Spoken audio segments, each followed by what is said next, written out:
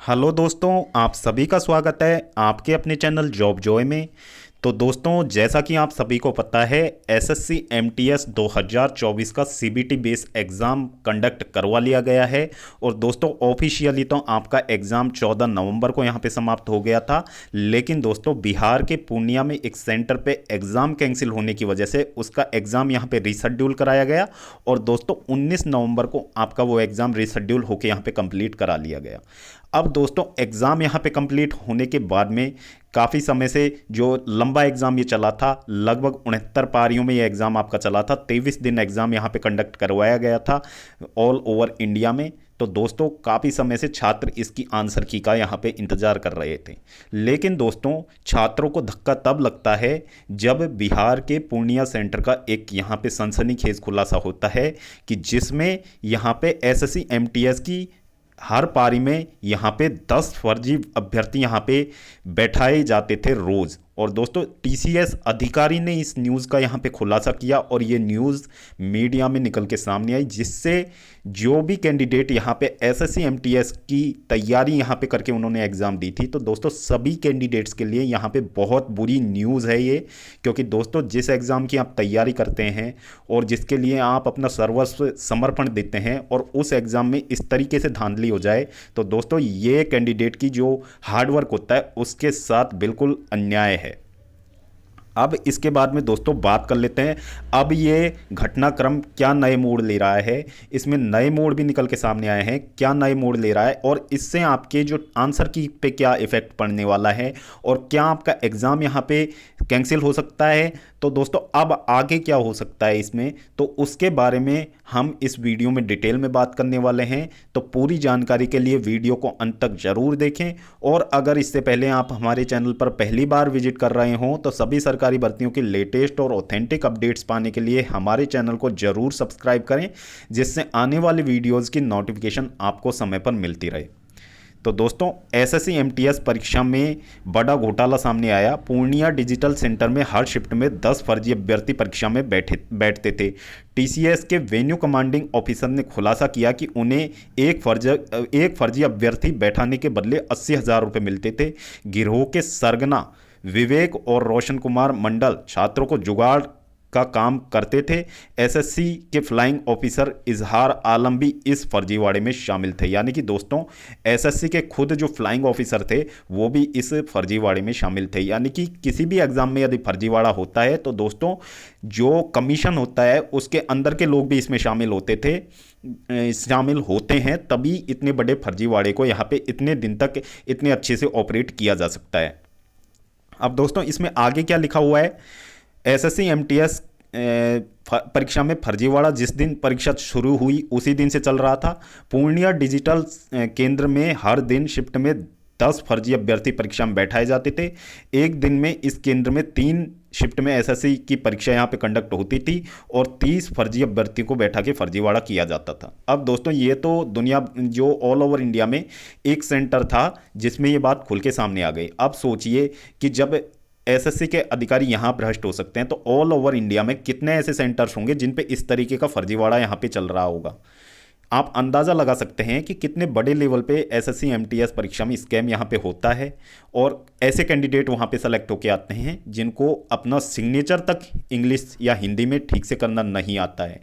और इसमें दोस्तों इंटरनली जो विभाग के लोग होते हैं वो शामिल होते हैं, तभी इतनी बड़ी यहाँ पे जो चीटिंग को यहाँ पे सफल किया जाता है।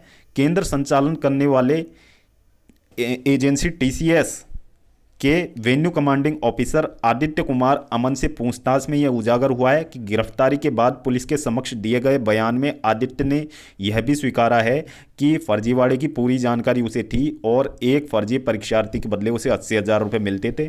पूर्णिया डिजिटल केंद्र में 208 अभ्यर्थियों की एक साथ परीक्षा लेने की क्षमता है, लेकिन एसएससी यहाँ 190 छात्रों के एक शिफ्ट में परीक्षा लेने की अनुमति देती थी। यहाँ एसएससी की परीक्षा 9 अक्टूबर से ली जा रही थी और इस केंद्र में फर्जीवाड़ा लगभग 13 नवंबर को यहाँ पे पकड़ में आया था। फर्जीवाड़ा पकड़ में आने के पहले यहाँ 11 दिनों तक एसएससी की परीक्षा 3 शिफ्टों में यहाँ पे कंडक्ट हो चुकी थी। लेकिन दोस्तों जो 13 नवंबर को कुछ ज़्यादा फर्जी छात्रों के शरीक होने की वजह से ये मामले का भंडाफोड़ यहाँ पे हो गया।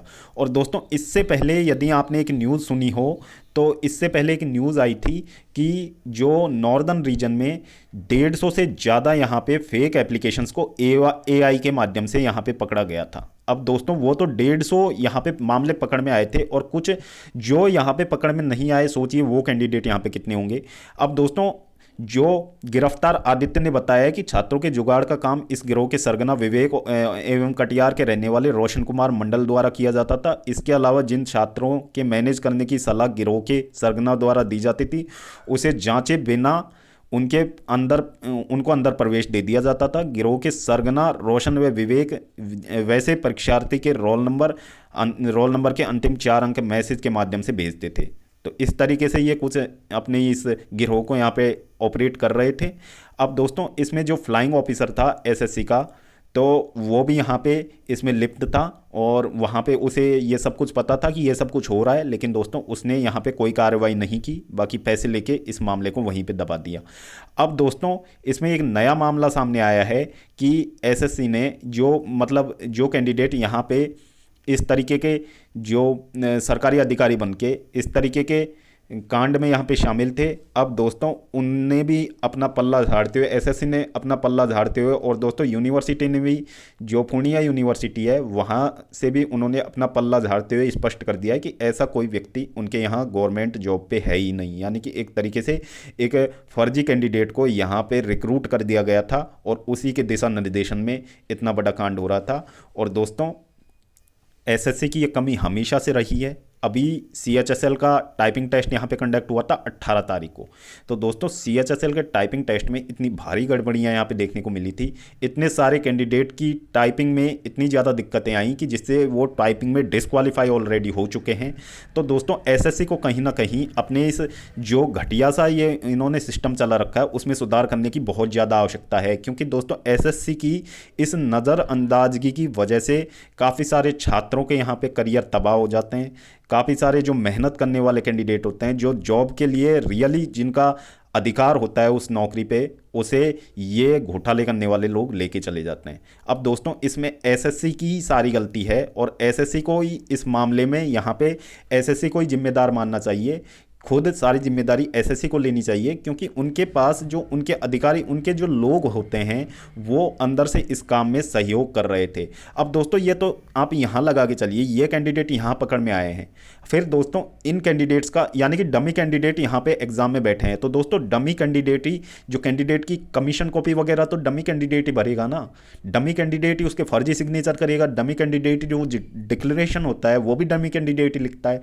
फिर दोस्तों आगे क्या होता है, आगे यही होता है, क्योंकि वो जो फर्जी अधिकारी होते हैं वो अपने से ऊपर वाले अधिकारियों तक इस न्यूज़ को पहुंचाते हैं, और अपने से जहां पे डॉक्यूमेंट वेरिफिकेशन होता है, जब दोस्तों डॉक्यूमेंट वेरिफिकेशन होता है तो वहां पे भी आपको डिक्लेरेशन वगैरह लिखवाया जाता है, आपके सिग्नेचर बार बार मैच किए जाते हैं, यानी कि बचने की कोई गुंजाइश बचती नहीं है ऐसे कैंडिडेट की। लेकिन दोस्तों जो यहाँ धांधली करने वाले लोग होते हैं ना, वैसे ही लोग ऊपर बैठे होते हैं, और दोस्तों यहाँ से उन लोगों की लिस्ट उनके पास जाती है, और वो उन लोगों के लिए कोई भी एक्शन नहीं लेते हैं, उनको वहाँ पे वेरीफाइड करके दे देते हैं, और फिर वो कैंडिडेट यहाँ पे जॉब लग के आते हैं जिन्हें अपना सिग्नेचर भी ठीक से करना नहीं आता, जिनको इंग्लिश में उनको टेंस की बेसिक नॉलेज भी नहीं होती है। यानी कि आप समझ रहे हैं किस तरीके के लोग यहाँ पे सेलेक्ट होके आते हैं। तो दोस्तों एसएससी को इस चीज़ में बहुत ही यहाँ पे एक तरीके से जिम्मेदारी भरा यहाँ पे कदम उठाना चाहिए। अब दोस्तों जो न्यूज़ निकल के सामने आ रही है कि एसएससी क्या ये सभी एग्ज़ाम यहाँ पे कैंसिल करने वाला है, तो दोस्तों ऐसा तो बिल्कुल भी नहीं लग रहा है, क्योंकि यदि एग्ज़ाम कैंसिल होना होता तो अब तक कोई ऑफिशियल न्यूज़ यहाँ पे निकल के सामने आ जाती।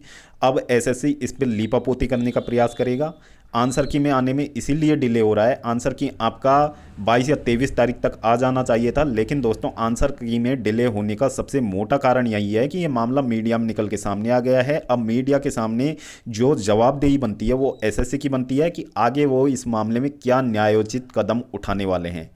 तो अब वो एसएससी की तरफ सभी की नज़रें एसएससी की तरफ हैं कि एसएससी इसमें क्या अपना बयानबाजी देती है, क्या लीपापोती करता है एसएससी। बाकी ऐसा तो बिल्कुल पॉसिबल नहीं है कि इतना लंबा चला गया एग्ज़ाम यहाँ पे दोबारा से ये लोग रिकंडक्ट करवाएंगे, क्योंकि इसमें इन्हीं को नुकसान ज़्यादा होगा। और दोस्तों कैंडिडेट का तो हर तरीके से यहाँ पे नुकसान है, लेकिन दोस्तों इसमें इन्हें ज़्यादा नुकसान होगा क्योंकि वापस एग्ज़ाम कंडक्ट करवाने में बहुत ज़्यादा खर्चा आता है। तो एग्ज़ाम कैंसिल होने का तो दोस्तों सवाल चांसेस भी बहुत कम है। एग्ज़ाम पूरी तरीके से कैंसिल होना लगभग आप लगा के चलिए बिल्कुल बहुत कम चांसेज हैं। बाकी ये हो सकता है कि पूर्णिया के उस सेंटर पे जहाँ पे धांधली हुई है वहाँ के कैंडिडेट का दोबारा से एग्ज़ाम ये लोग रिशेड्यूल करें। बाकी उसके भी अभी तक कोई चांसेस लग नहीं रहे हैं।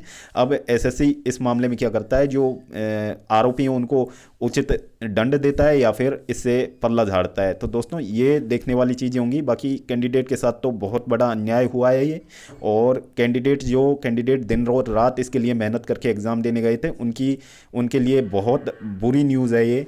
और दोस्तों अब जो एक्सपेक्टेड कट ऑफ का हम अंदाज़ा लगा के चल रहे थे, अब दोस्तों एक्सपेक्टेड कट ऑफ का कोई अंदाज़ा नहीं है। आपकी कट ऑफ, अब सोचिए ये एक सेंटर यहाँ पे उजागर हुआ है, इस तरीके के हज़ारों सेंटर, इस तरीके के हज़ारों नहीं आप सैकड़ों सेंटर मान सकते हो ऑल इंडिया में कहीं ना कहीं कंडक्ट हो रहे होंगे, जो कि इनकी नज़रों में आए बिना साल दर साल ऐसे डमी कैंडिडेट बिठा के यहाँ पे कैंडिडेट को रिक्रूट करा लेते हैं, कैंडिडेट का सिलेक्शन करवा देते हैं पैसे लेके।